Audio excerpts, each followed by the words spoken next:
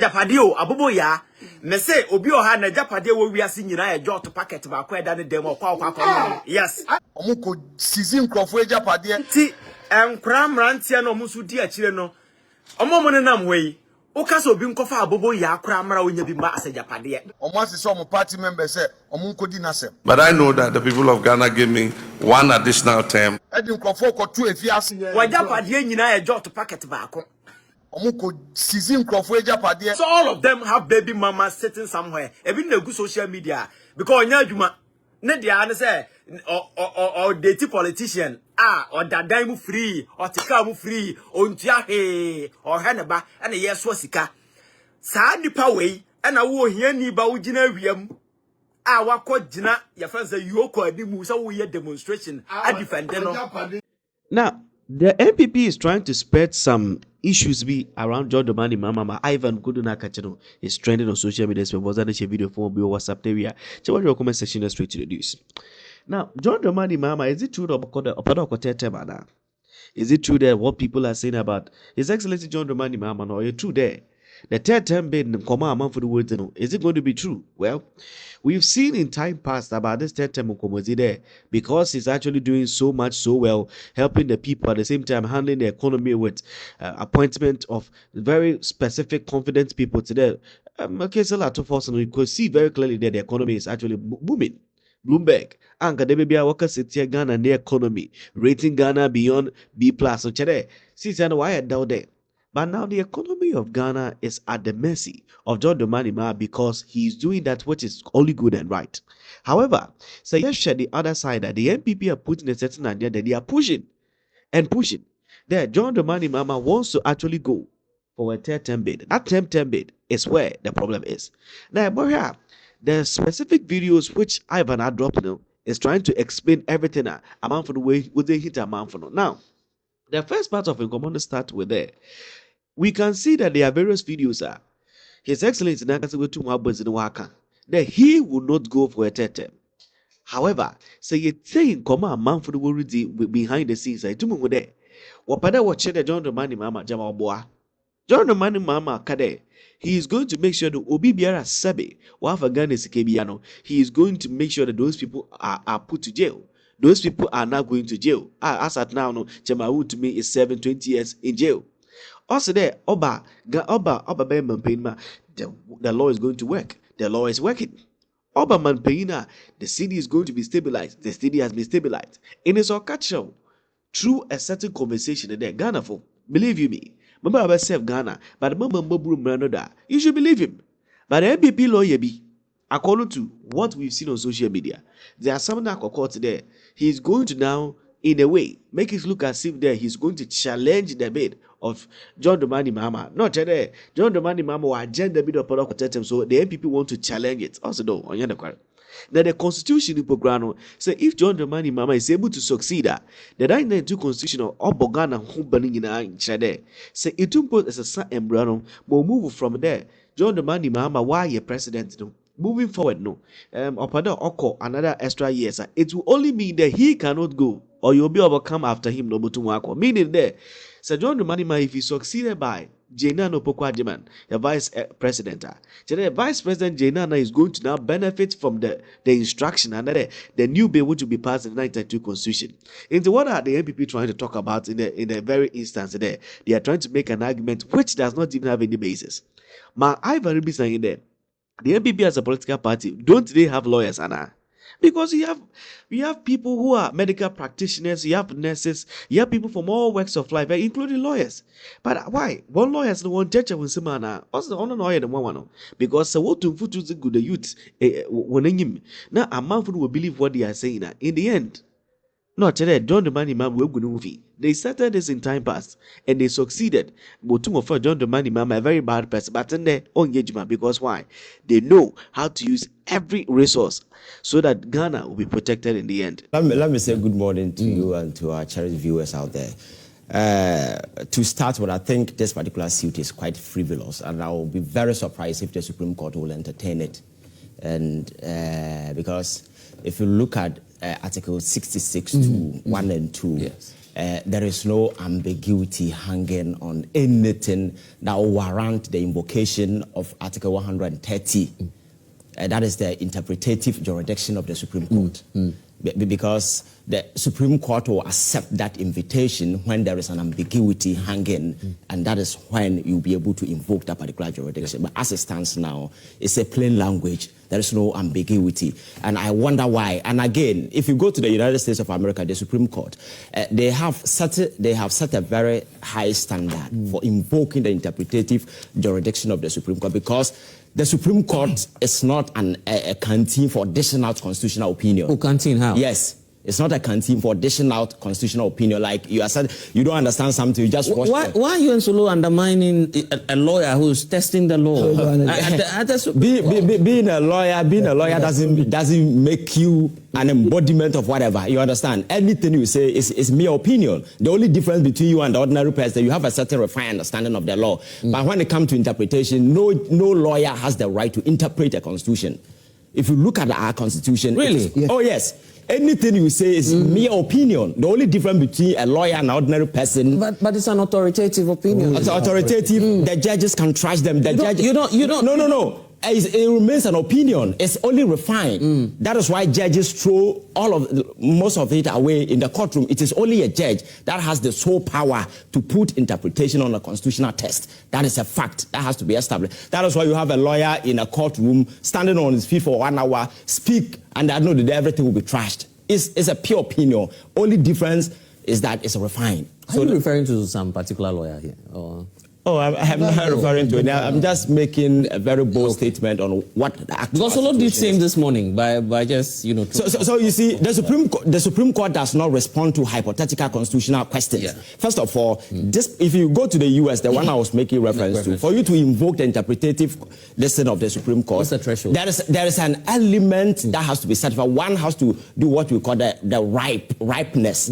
The situation might have arisen. So on the face of it. On the face of it. So the element of abstraction will be absent. So when there is an element of enforcement, then an actual situation can be enforced. And if you go to in Ghana Supreme Court, a lot of such cases have been thrown out because it was hanging, it was hypothetical, and the Supreme Court in the past have said that it is not an avenue for additional constitutional opinion and those kind of stuff. So at the end of the day, if this particular case, the Supreme Court accept and decide to interpret it or work on it, the outcome is that what is the situation in town right now that will warrant this particular interpretation? Those elements or those questions will have to be answered, else it will push into the realm of hypothetical constitutional question, which the Supreme Court might want to throw away. But away from all these things, let's come back to the substance.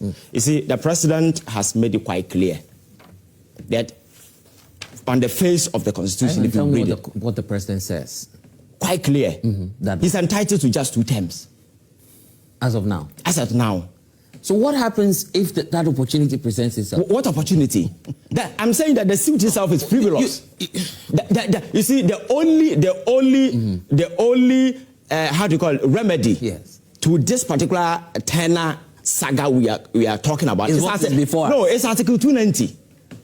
It's Article 290, amendment of entrenched clauses. Exactly what I'm saying. So you're telling us that simply because we have the 66(2) in our law books now, the statutes now, okay, it doesn't exist. Okay. What if we do the referendum and the interpretation arises? No. You see, you're also doing the hypothetical thing. You understand? It's more of a conjecture. Oh, we can sit and start to conjecture. You understand? But let's just pin our mind to the actuals. What is actually say that there's a third term agenda? By who? By who?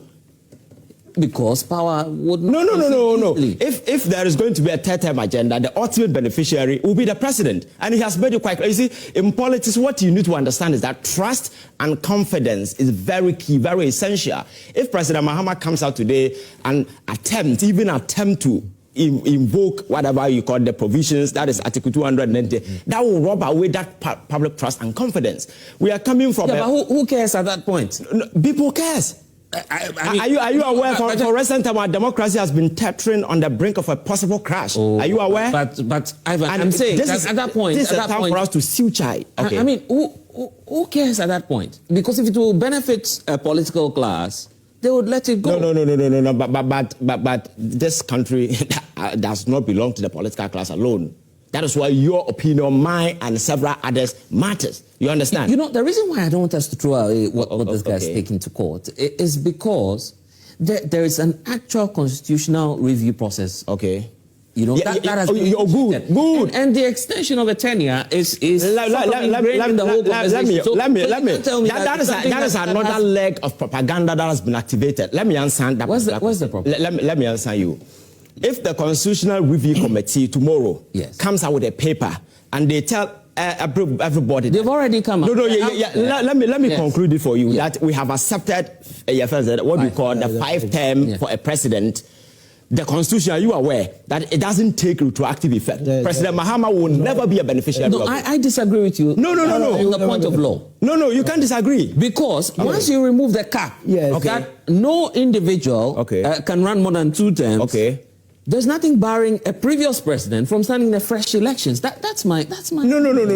There's absolutely. That can be subject. We can debate. No, that. I mean, you understand? every election. But you see. So that's why I'm saying your leader may not be the next president. What are you talking about? Go there. We are just submerging ourselves in a realm of conjecture so and suppositions. The possibility is talking about. You see, we can push ourselves to the realm of suppositions. It's part of politics.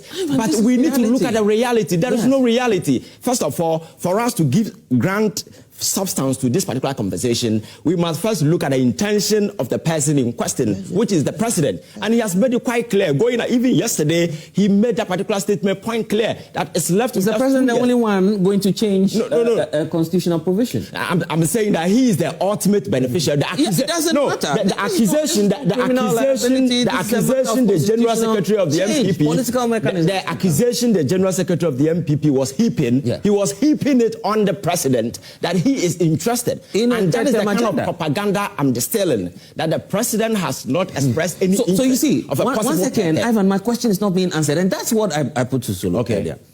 The president has told us that for now, the people of Ghana have given him 1 additional term. Yes. What would the president do if he's given the opportunity again through another political mechanism? Who is going to give that opportunity? Are you the only Ghanaian? I am saying that if this process is subjected to referendum, there is no way anybody can win. You understand? You need to understand that.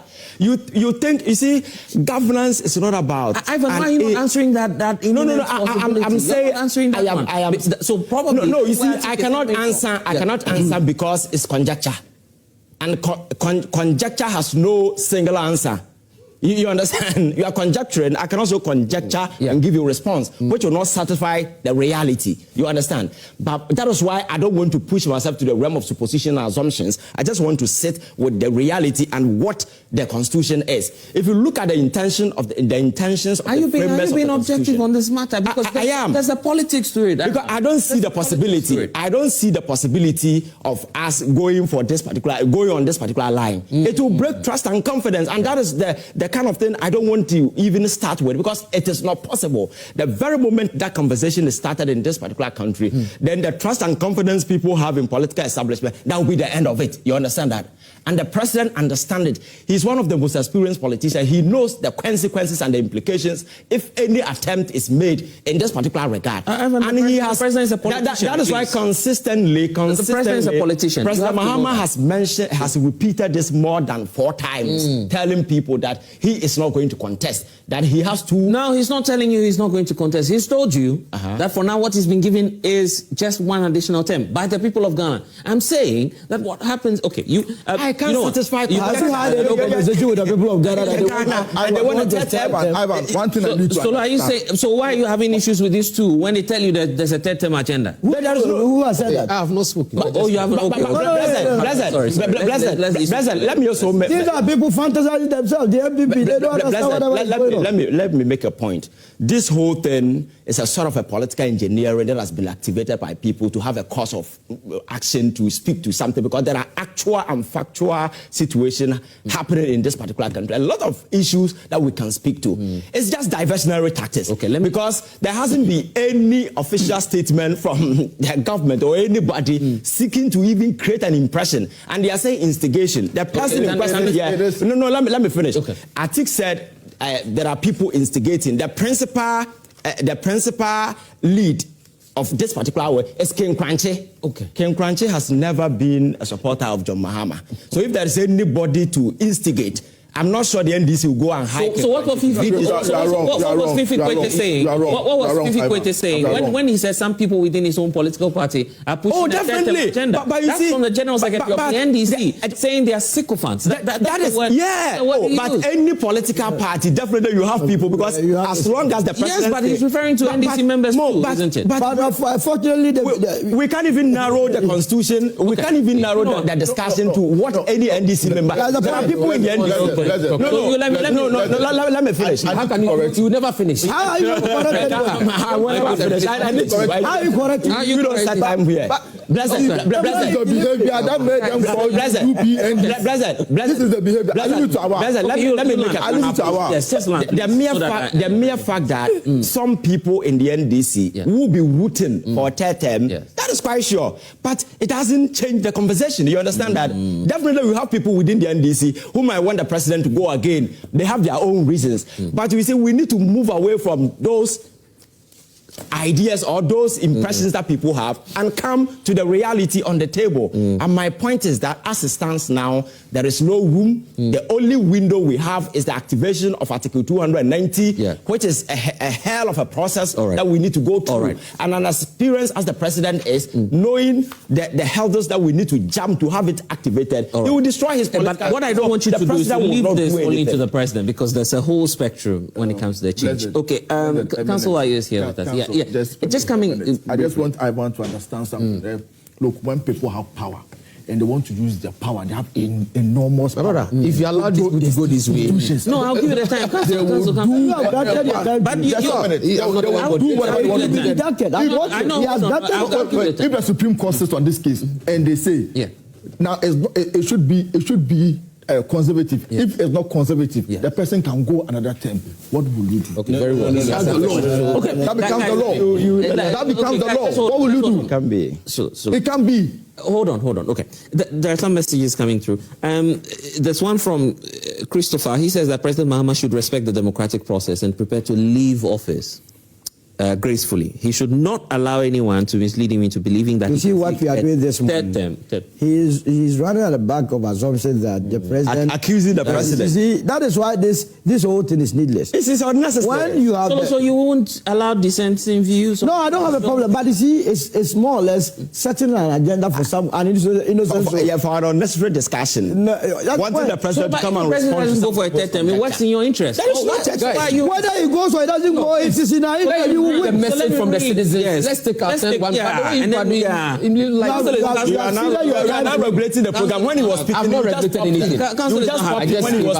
Did you know? He who comes into equity must come with clean. You are behaving. He who comes to equity must come with clean. You to your hands are really dirty. So you believe it's energetic? Okay, guys, hold on. Council, welcome. Can I complete the message? Yes, let us hear what the citizens are saying. So the citizen is saying that Ghana belongs to all citizens. So listen. Yes. Ghana belongs to all its citizens, not one individual or political party. No one has that exclusive right to enjoy the country's resources. He should step aside with dignity and serve the nation as a respected statesman. As for the resources part, I don't know. I don't know how he's sharing that.